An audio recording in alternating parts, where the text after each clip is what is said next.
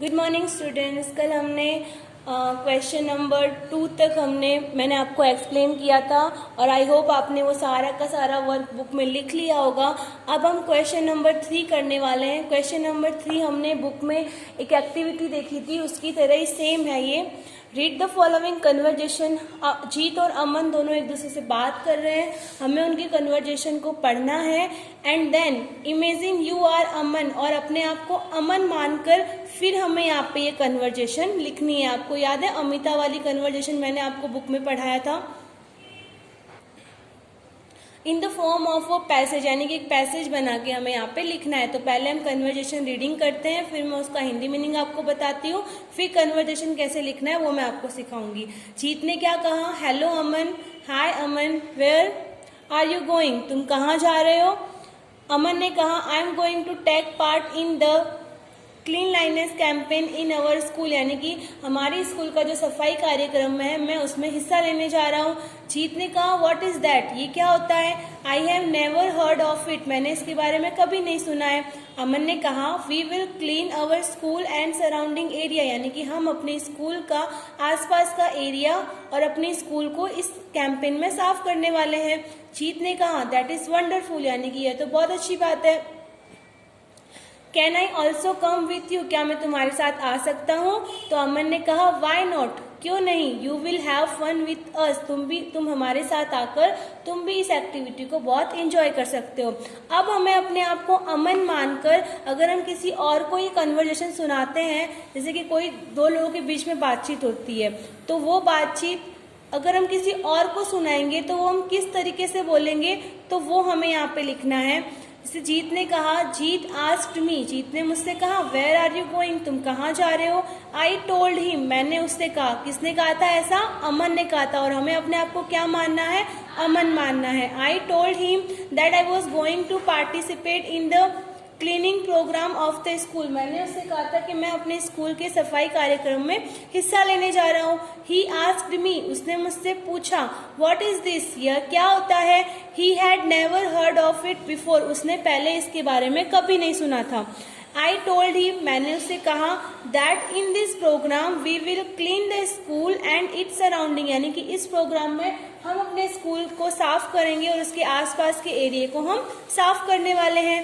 Then जीत told me, उसके बाद जीत ने मुझसे कहा that this is a very good thing, ये बहुत अच्छी बात है। Can I also take part in this programme, क्या मैं इस प्रोग्राम में मैं भी हिस्सा ले सकता हूँ? देन आई सेड, तो मैंने कहा वाई नॉट, क्यों नहीं? यू टू, तुम भी ले सकते हो। And can enjoy by participating in this programme, तुम इस प्रोग्राम में हिस्सा लेकर तुम भी इस एक्टिविटी को एंजॉय कर सकते हो। आई होप आपको क्वेश्चन नंबर 3 समझ में आया होगा। नेक्स्ट हम क्वेश्चन नंबर 4 करेंगे। क्वेश्चन नंबर 4 में हमें माय फेवरेट फ्रूट के बारे में लिखना है। हमें यहाँ पे कुछ क्लू दिए हुए हैं, इनका यूज करके हमें माय फेवरेट फ्रूट के बारे में लिखना है, यानी कि उसका कलर कैसा होता है, उसका टेस्ट कैसा होता है, वेयर इट इज ग्रोवन, वो कहाँ पर ज्यादा उगाया जाता है और उसके बेनिफिट्स क्या है, यानी कि हमें उसके क्या क्या फायदे मिलते हैं। Right a paragraph on my favourite fruit, draw the picture, यानी कि हमें उसकी पिक्चर भी ड्रॉ करनी है of your favourite fruit in the box, यानी कि हमें जो सेकंड पेज है हमें वहां पर बॉक्स दिया हुआ है। तो जिस भी फ्रूट के बारे में लिखे, जरूरी नहीं कि अगर मैंने यहाँ पे एप्पल के बारे में लिखा है तो आपको भी एप्पल के बारे में लिखना है। अगर आपको किसी और फ्रूट के बारे में आता है तो आप उसके बारे में भी लिख सकते हो, लेकिन आप जिस भी फ्रूट के बारे में लिखो आपकी उसकी पिक्चर ही आपको बॉक्स में बनानी है। ओके, माय फेवरेट फ्रूट, पहले हमें यहाँ पे अच्छी हैंडराइटिंग में लाइन लिखनी है कि माय फेवरेट फ्रूट, हेडिंग डालनी है ऊपर। फिर हमें यहाँ पे लिखना है the apple is my favourite fruit, मेरा फेवरेट फ्रूट कौन सा है? एप्पल है। It is said an apple a day keeps the doctor away, यानी कि एक एप्पल अगर हम दिन का खाते हैं तो वो हमें डॉक्टर से दूर रखता है। एंड इट इज ट्रू, और ये बहुत ही सही बात है, because Apple keep us healthy, हमें एप्पल क्या रखता है? हेल्दी रखता है एंड फिट रखता है। ओके, अब मैंने आपको कहा था कि यहाँ पे बॉक्स में पिक्चर बनानी है, तो आपको मैंने यहाँ पे एप्पल के बारे में लिखा है, इसलिए मैंने यहाँ पे एप्पल की पिक्चर बनाई है। The apple is a medium size fruit, यानी मीडियम साइज, ना ज्यादा बड़ा ना ज्यादा छोटा। एप्पल की साइज कैसी है? मीडियम साइज है। It is red in colour, उसका कलर कैसा है? रेड कलर है। And has a sweet taste, और उसका टेस्ट कैसा है? बहुत ही मीठा। Eating Apple makes our teeth healthy, अगर हम एप्पल खाते हैं तो उसकी वजह से हमारे टीथ यानी कि दांत के होते हैं बहुत ज्यादा हेल्दी होते हैं। एंड वाइट यानी कि वाइट होते हैं। Apples are good for a healthy skin, apple एक हेल्दी स्किन के लिए बहुत ज्यादा इंपॉर्टेंट है। स्किन के बारे में तो आपको पता ही होगा स्किन क्या होती है। Apples are used in fruit salad, apples are used in fruit salad, यानी कि सलाद बनाने के लिए भी हम किसका यूज करते हैं? एप्पल्स का यूज करते हैं। Fresh Apple juice is also very good for health, अगर हम फ्रेश एप्पल का जूस बनाते हैं तो वो हमारी हेल्थ के लिए, हमारी बॉडी के लिए बहुत ही ज्यादा अच्छा माना जाता है।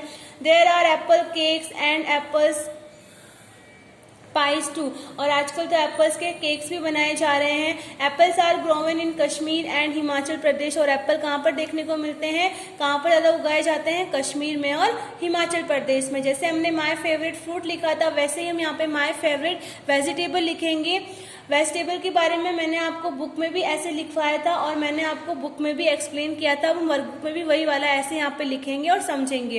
Right a paragraph on my favourite vegetable, favourite vegetable के बारे में लिखना है। Draw the pictures of your favourite vegetable in the box, और अपनी फेवरेट वेजिटेबल की पिक्चर यहाँ पे हमें ड्रॉ करनी है। हमें यहाँ पे कुछ क्लू दिए हुए हैं, ये वही क्लू है जो हमने माय फेवरेट फ्रूट में देखे थे। तो इन क्लू का यूज करके हमें क्या करना है? माय फेवरेट वेजिटेबल के ऊपर ऐसे लिखना है, यानी कि पैराग्राफ लिखना। तो सबसे पहले हमें लिखना है my favourite vegetable is the tomato, मेरा फेवरेट वेजिटेबल कौन सा है? टमेटो है। It is a medium size round vegetable, medium उसकी साइज है और दिखने में कैसा है? राउंड है। It is red in colour, उसका कलर कैसा है? रेड है। एंड टेस्ट वेरी स्वीट, और थोड़ा मीठा है। In India tomatoes are grown, और इंडिया में टमेटोज कहाँ कहाँ उगाए जाते हैं? Bihar, Uttar Pradesh, Odisha, Andhra Pradesh and Karnataka.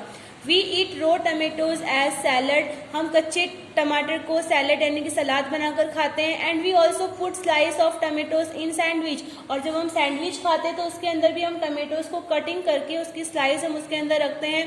Tomatoes contain a lot of vitamin A and B, tomatoes में विटामिन ए भी होता है और विटामिन बी भी होता है। It give us healthy skin and hair, और वो हमें क्या देता है? एक अच्छी स्किन और एक अच्छे हेयर। नेक्स्ट हमें यहाँ पे 6 नंबर का क्वेश्चन करना है। Right about 5-7 sentence on any one of the following natural resources, यानी कि यहाँ पे हमें 3 नेचुरल रिसोर्सेज दिए हुए हैं, उनमें से हमें किसी भी एक के बारे में हमें यहाँ पे 5-7 लाइन लिखनी है।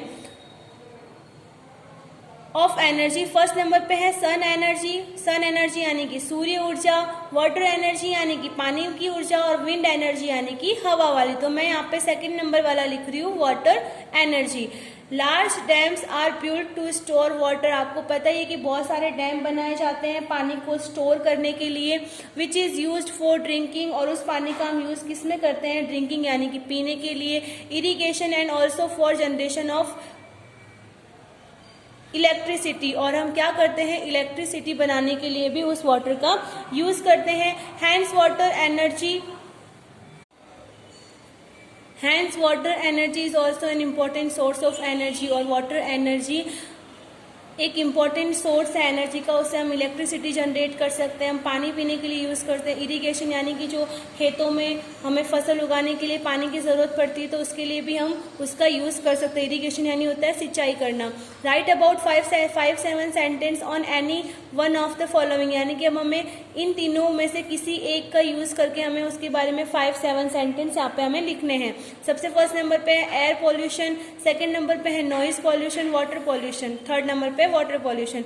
पॉल्यूशन यानी होता है कि जो हमारी एयर पॉल्यूट हो रही है यानी कि जो खराब हो रही है, प्रदूषित हो रही है, उसके बारे में हमें लिखना है कि वो क्यों प्रदूषित हो रही है। एयर यानी हवा, नॉइज यानी कि आवाज़ का जो पॉल्यूशन होता है, इतने सारे व्हीकल्स चलते हैं उनकी नॉइज़, हम जोर जोर से गाने बजाते हैं उसकी नॉइज़, उन सबसे क्या होता है हमारे ईयर्स बहुत ही ज़्यादा हार्म हो जाते हैं। फिर है वाटर पॉल्यूशन यानी कि जो हम पानी को खराब करते हैं उसके बारे में। एयर पोल्यूशन के बारे में मैं यहाँ पे लिख रही हूँ, air pollution is caused by smoke, smoke यानी कि जो भी सिगरेट पीते हैं उनकी वजह से क्या होता है, smoke coming out from factories यानी जो फैक्ट्रियों का जो धुआं होता है। बर्निंग ऑफ प्लास्टिक होती है, स्मोकिंग भी करते हैं कई लोग, स्मोकिंग यानी कि सिगरेट पीना वो सब करना। बर्निंग ऑफ प्लास्टिक यानी प्लास्टिक को जलाने का जो धुआं होता है वुड को, लकड़ी को जलाने का धुआं एंड रबर को जलाने का धुआं and also cause air pollution. इन सबको जलाने पर जो धुआं होता है उसकी वजह से क्या होता है, पॉल्यूशन फैलता है। स्मोक यानी होता है धुआं।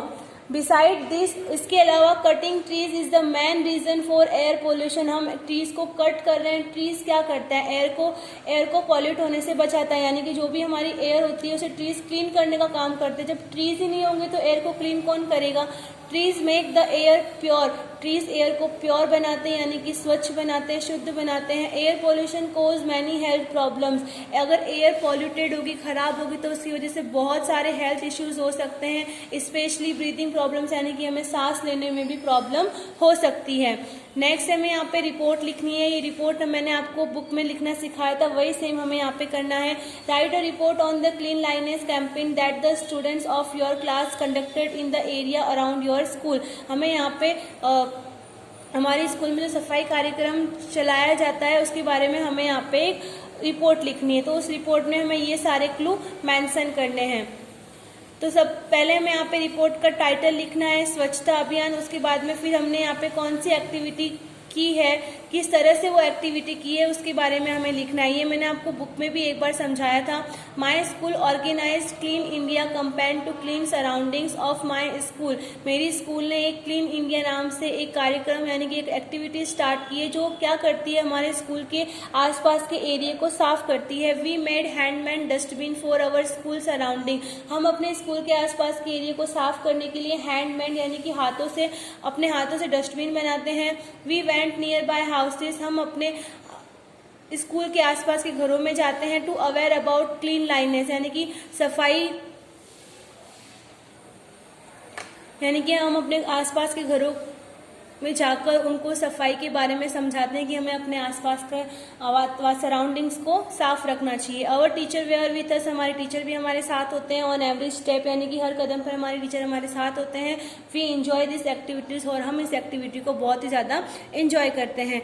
आई होप आपको ये वर्कबुक का चैप्टर 1 समझ में आया होगा। अब आपको जितना भी मैंने समझाया है वो सारा का सारा आपको नोटबुक में लिखना है और इसको समझना है। Thank you.